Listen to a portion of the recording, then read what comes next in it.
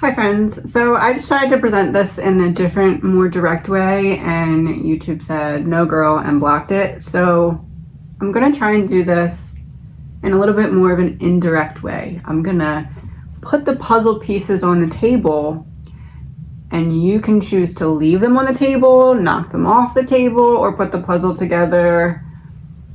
YouTube won't let me put it together for you, so this is my only option. Please remember, what I'm presenting you is stuff from the news, but the way that I'm grouping it together in terms of how it connects is all alleged my opinion. Anything that is said or implied is alleged my opinion. Here we go. Okay, so we're gonna start with 30 tons of explosive chemical disappeared from a train after departing Cheyenne, which is in Wyoming. About 30 tons of ammonium nitrate fertilizer is still missing after disappearing during a rail trip from Cheyenne to California. On April 12th, a rail car carrying the chemical, used both as a fertilizer and an explosive, left on a 2-week trek to Saltdale, California. Once it arrived, the rail car was empty, which means that the chemical used as both a fertilizer and an explosive was no longer in the train car that was carrying it.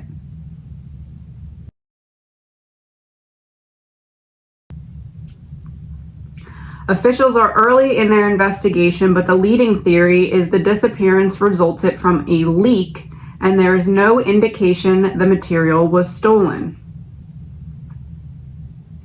Mind you, this was little pellet form of this. Think of like bunny pellets or something, like bunny litter or like cat litter pellets. So it leaked, but they couldn't find any of the 30 tons worth of pellets. According to spokesperson from Dyno Nobel, an explosives manufacturer whose plant the rail car departed, it's believed the chemical leaked the pellets along the way. Every indication is the pellets fell from the rail car onto the tracks in small quantities throughout the long trip. Though ammonium nitrate is routinely used as a common fertilizer, it can also be used as an explosive. Quote, "All it needs is a little fuel." End quote. Historically, there have been at least a dozen instances where ammonium nitrate was the cause for deadly explosions. Most famously, the chemical was used in the 1995 Oklahoma City bombing, which killed 168 people. Most recently, a 2020 explosion in Lebanon killed more than 200 people after ammonium nitrate detonated. Union Pacific, the company responsible for transporting the rail car, along with Dyno Nobel, both maintained that the criminal activity is not suspected. Both companies also stated if the material leaked, it would not pose any environmental hazards either. Quote, "The fertilizer is designed for ground application and quick soil absorption. If the loss resulted from a rail car leak over the course of transportation from origin to destination, the release should pose no risk to the public health or the environment." End quote. This is according to a statement from Union Pacific.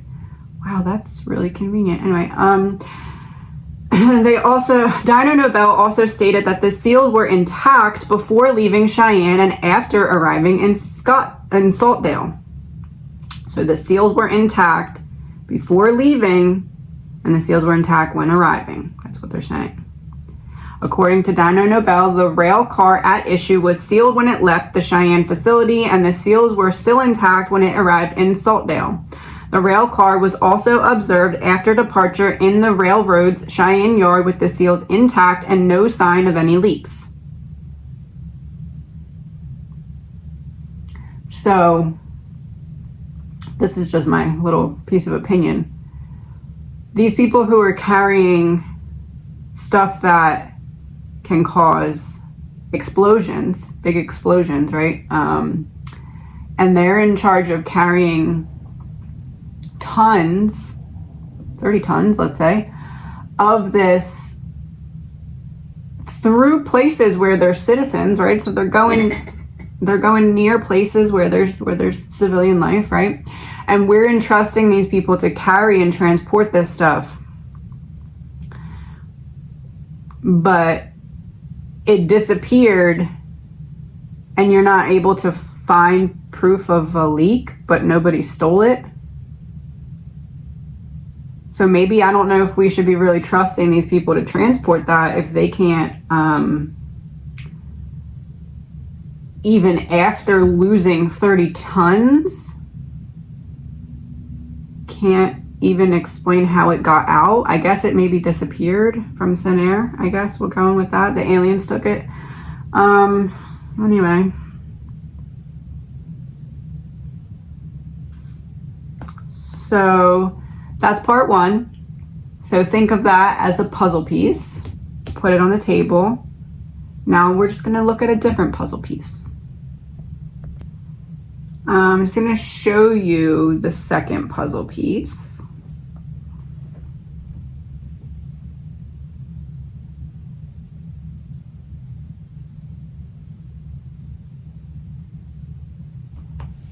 One second.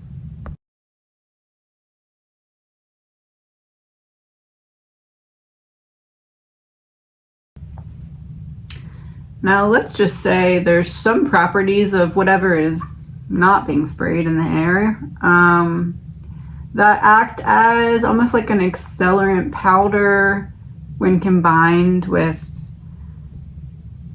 I don't know,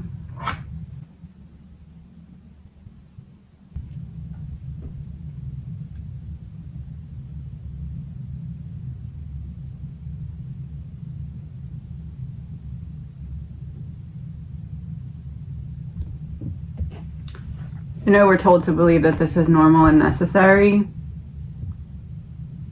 but in my opinion, it's not. And okay, I'll play devil's advocate. Maybe they're doing it in a way to stop the fires that are already existing, right?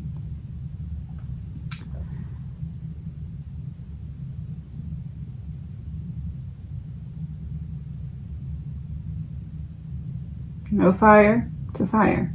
All at once.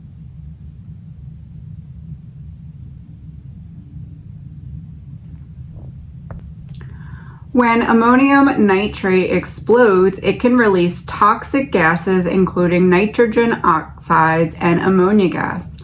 The orange plume is caused by the nitrogen dioxide, which is often associated with air pollution.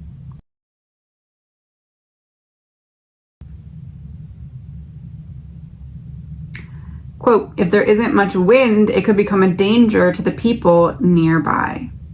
End quote. Orange plume.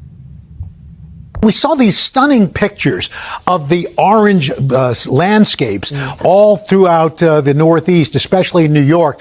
But why was this smoke turning the skylines orange? Well, we got a little science lesson for you. Air molecule, basically, when it reflects sunlight. Now, in sunlight, there are all colors of the rainbow. However, it scatters those shorter wavelengths, such as blue. So that's why the sky is blue. Well, when you have a smoke particle, it's much bigger. And so what it happens, those particles much larger, and so they scatter the longer wavelengths like red and orange. So that's why the sky turned orange. Like, for example, with a rainbow, you'll have the water molecules, which are somewhere in between the air and a smoke column. That distributes all the colors. So that's why we see rainbow when we have after a rainstorm. So just Earth science, that was awesome. Okay, thanks, you, guys. Well, and also thanks to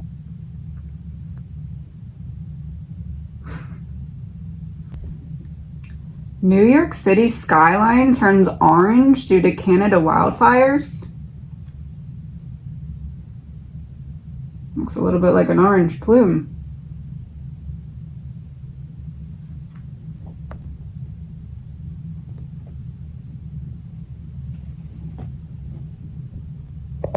So then within the last couple weeks, we've had a whistleblower talking about aliens, and then boom, there they are in someone's backyard.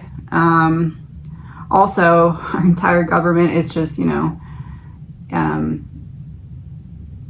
trying to sabotage its own self. And then we have all this smoke covering the skies, which I'm sure it's just a coincidence. Puzzle pieces are on the table. You can put them together or not, your choice. Have a great day.